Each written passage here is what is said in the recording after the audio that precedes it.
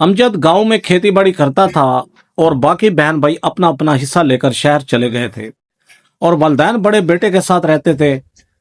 जबकि अमजद कई बार मिलने गया तो माँ बाप ने उसे अहमियत ना दी और वो मायूस होकर वापस लौट आया। बड़े भाई की बेटी की शादी थी तो उसने वालिदैन से कहा कि हम अमजद को नहीं बुलाते क्योंकि उसकी गुर्बत हमारी नाक न कटवा दे। तो वालिदैन ने कहा ठीक है, लेकिन शादी के दिन अमजद वहां पहुंच गया तो भाई ने देखते ही कहा चुपचाप यहां से चले जाओ। तभी लोग उनकी तरफ मुतवज्जा हो गए। अमजद ने जेब से लिफाफा निकाला, जिसे खोलते ही भाई की आंखें फटी की फटी रह गईं। अम्मा अब्बा, आप लोग शहर क्यों जा रहे हैं? शहर में आपका दिल बिल्कुल नहीं लगेगा और फिर शहर वाली भाभीयों के मिजाज भी मुख्तलिफ हैं, न जाने आपके साथ क्या रवैया रखेंगे। अमजद ने माँ बाप को समझाने की पूरी कोशिश की थी, मगर माँ बाप अपनी जिद पर अड़े रहे। वो कहने लगे कि तुम्हारे पास ही क्यों रहें, बाकी बेटों का भी तो हम पर हक है। वो लोग इतना इसरार करते हैं हमसे कि हमारे पास आओ और हमारे साथ भी कुछ वक्त गुजारो, मगर हम तुम्हारी वजह से नहीं जा पाते वहां।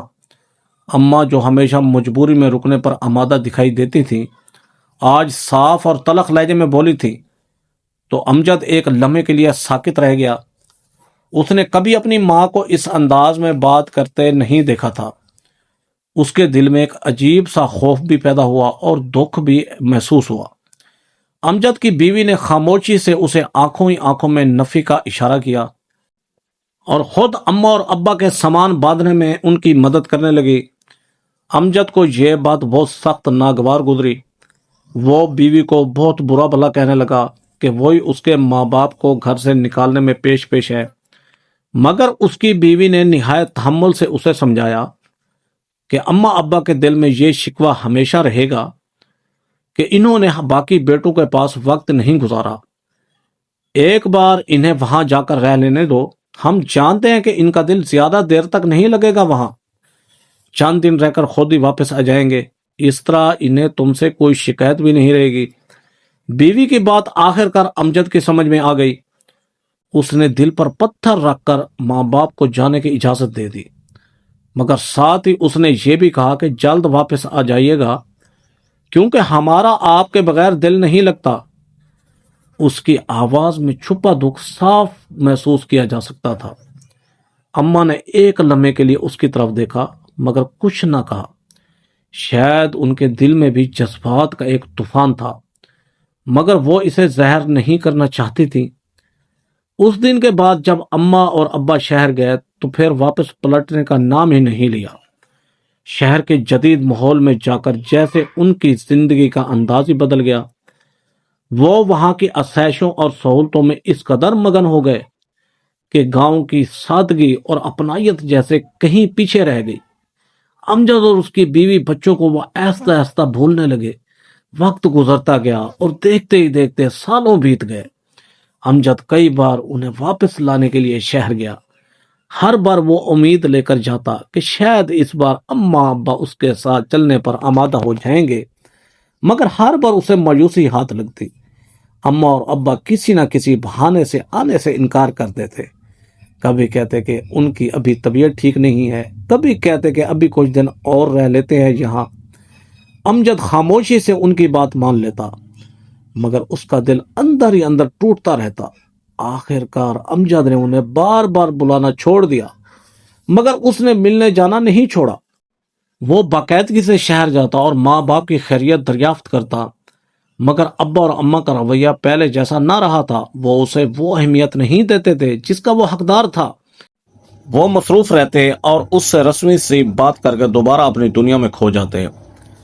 अमजद अपना सा मुंह लेकर वापस लौट आता और घर आकर बीवी के साथ अपना दिल हल्का कर लिया करता। असल में अमजद जिस गांव में रहता था वो उसके आबाओ अजदाद का गांव था। माँ बाप ने पूरी जिंदगी वहीं गुजारी थी, बहन भाई भी वहीं पले बड़े और जवान हुए थे, मगर वक्त के साथ साथ सब ने अपने हिस्से लेकर शहर का रुख कर लिया था। सब ने वहां जाकर अपनी अपनी जिंदगियां आबाद कर ली थी, बड़े बड़े घर बना लिए थे। किसी के पास कोठी थी तो किसी के पास गाड़ी, बैंक बैलेंस भी था और आरामो आसाइश की हर चीज मौजूद थी। صرف امجد تھا جو گاؤں میں رہ گیا تھا۔ اس نے اپنے باپ کی خواہش کو پورا کرتے ہوئے کھیتی باڑی کا پیشہ اختیار کیا تھا۔ اسے اپنی زمینوں سے بے حد محبت تھی۔ وہ انہیں کسی صورت بیچنا نہیں چاہتا تھا۔ اس کے لیے یہی زمینیں اس کی پہچان تھیں، یہی اس کا فخر تھیں۔ وہ سادہ سی زندگی گزارتا تھا، مگر اس کے دل میں سکون تھا۔ مگر اس کے بہن بھائیوں کو اس کی زندگی میں کوئی دلچسپی نہیں تھی۔ انہیں نہ اس کی محنت کا اندازہ تھا، نہ اس کے حالات کا۔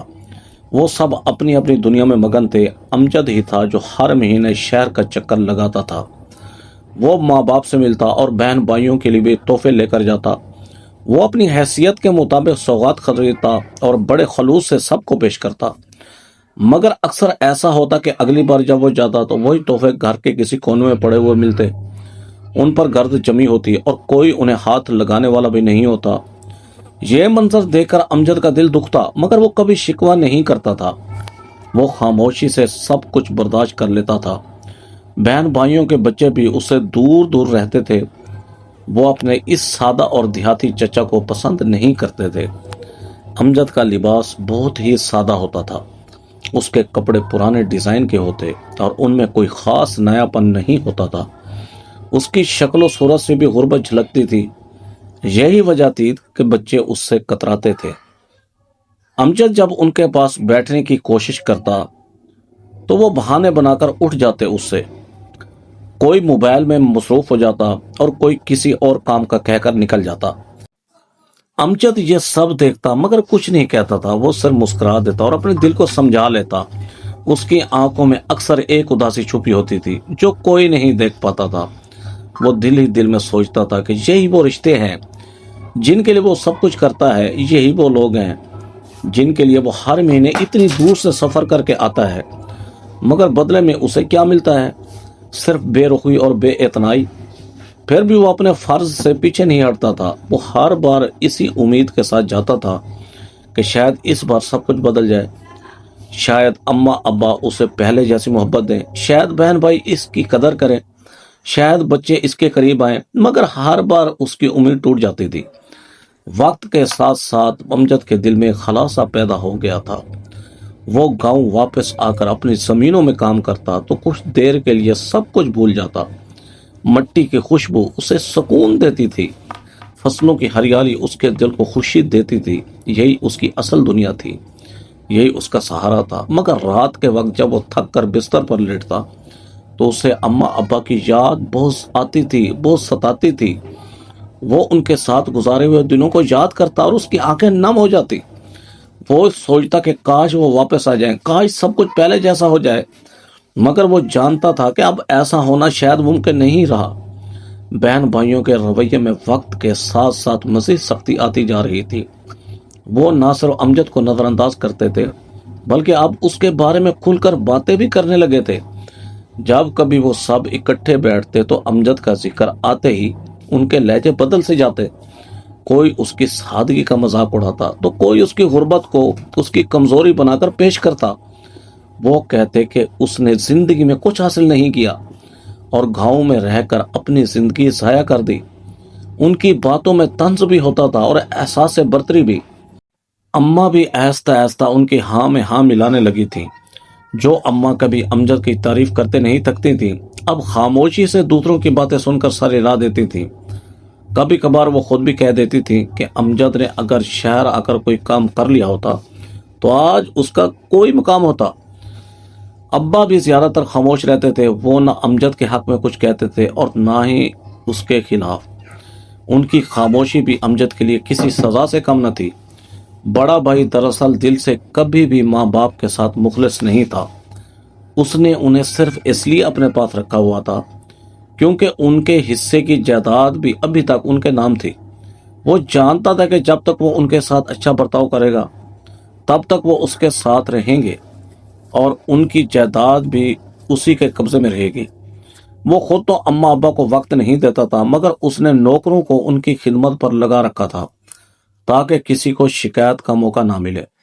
گھر میں ہر چیز کی فراوانی تھی، نوکر چاکر ہر وقت حاضر رہتے تھے، کھانے پینے کی بہترین چیزیں میسر ہوتی، مگر ان سب کے باوجود اماں ابا کے دل میں ایک عجیب سا خالی پن موجود تھا۔ جسے وہ خود بھی محسوس کرتے تھے مگر اس کا اعتراف نہیں کرتے تھے۔ بڑا بھائی پہلے ہی امیر تھا مگر اس کی خواہشات ختم ہونے کا نام نہیں لیتی تھی۔ وہ ہر وقت مزید کمانے اور مزید بڑھنے کے بارے میں سوچتا رہتا تھا۔ اس کے لیے رشتے اور احساسات سب کچھ پیچھے رہ گئے تھے۔ اس کے بچے بھی اب جوان ہو چکے تھے، بیٹے اعلیٰ تعلیم حاصل کر رہے تھے اور بیٹیاں بھی اچھے سکول اور کالجوں میں پڑھ رہی تھیں۔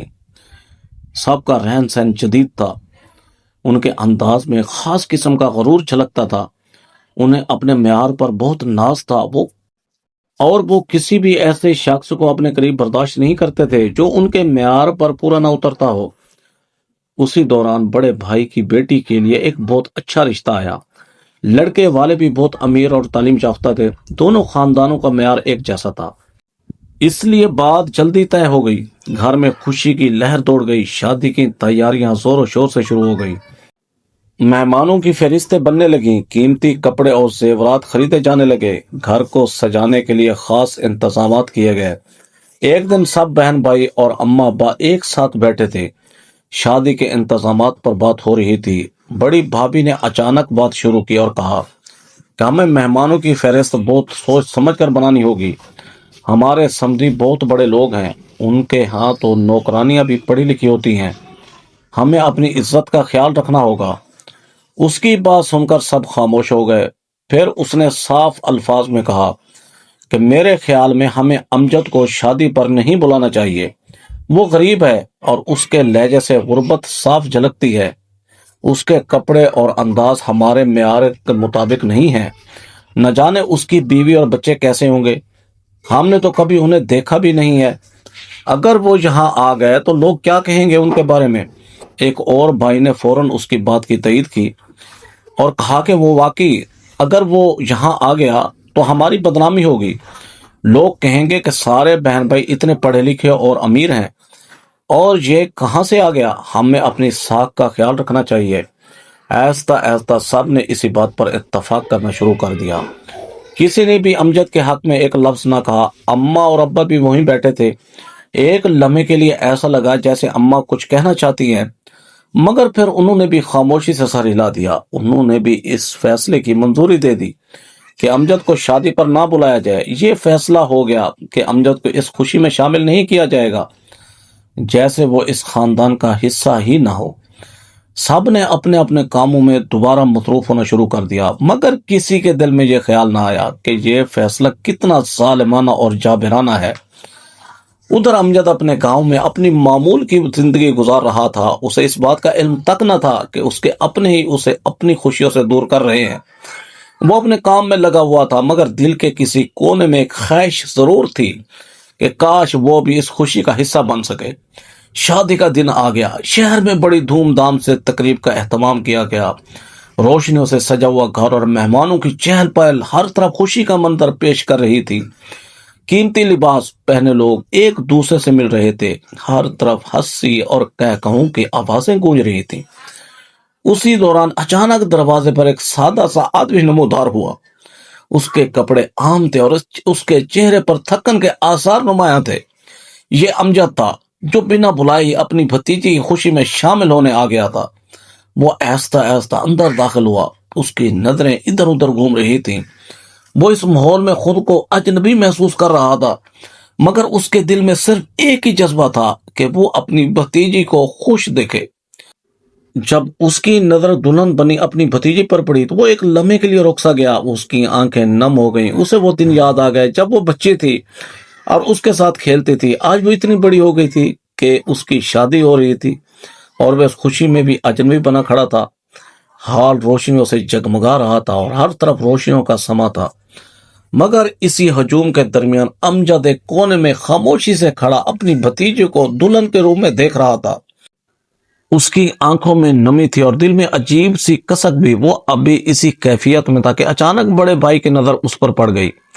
ایک لمحے کے لیے اس کے چہرے کے تاثرات بدل گیا اور پھر وہ تیزی سے امجد کی طرف بڑھا۔ بھائی نے قریب اگر دبے مگر غصے بھرے لہجے میں کہا کہ تم یہاں کیا کر رہے ہو؟ ہم نے تمہیں نہیں بلایا تھا، چوپ چاپ یہاں سے چلے جاؤ۔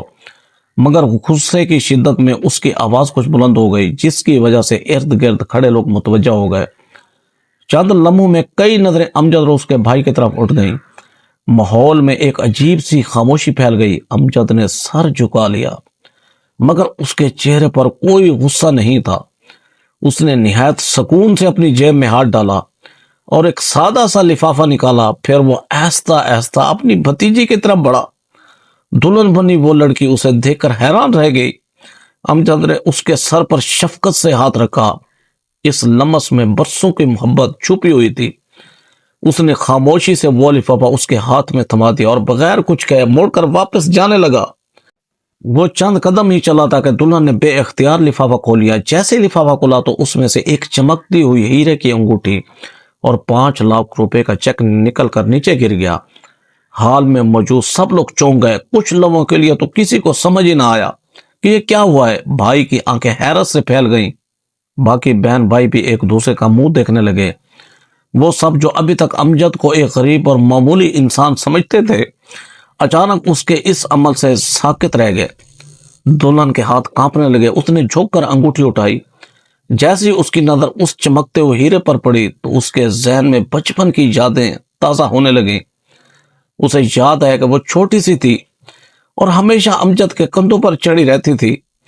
وہ ہنستے ہوئے اسے ضد کیا کرتی تھی کہ چاچو مجھے ڈائمنڈ کی رنگ لا کر دیں، اور امجد ہنستے ہوئے کہتا تھا کہ ہاں میں تمہیں تمہاری شادی پر ڈائمنڈ کی رنگ دوں گا۔ آج وہی وعدہ اس کے سامنے حقیقت بن کر کھڑا تھا۔ اس کی آنکھوں سے آنسو بہنے لگے۔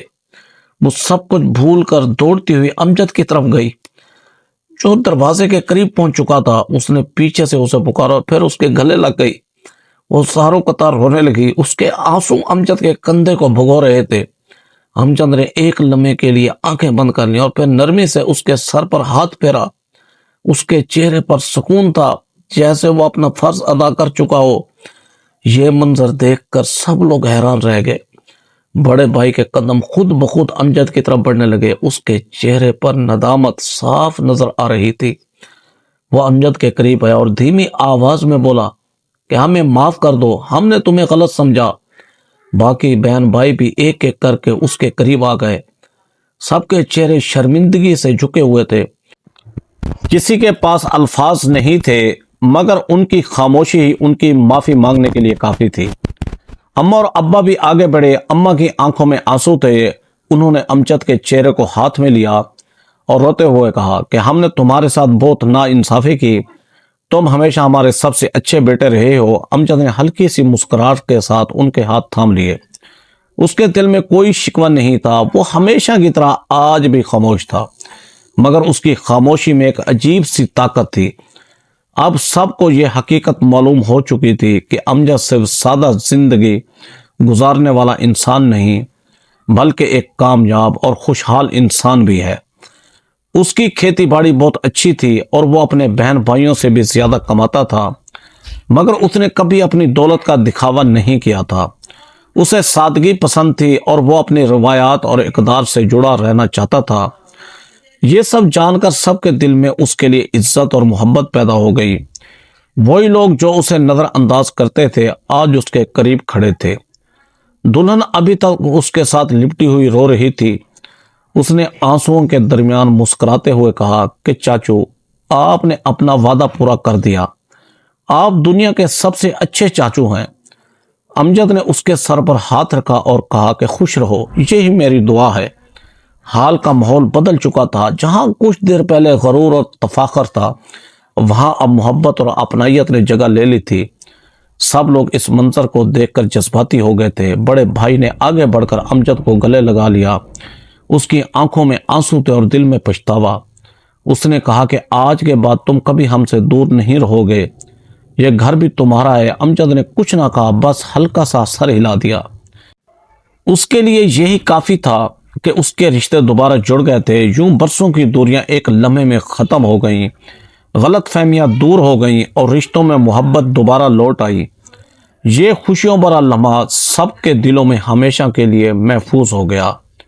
دوستو کمنٹ باکس میں اپنی رائے کا ضرور اظہار کیجیے گا کہ یہ سٹوری آپ کو کیسی لگی۔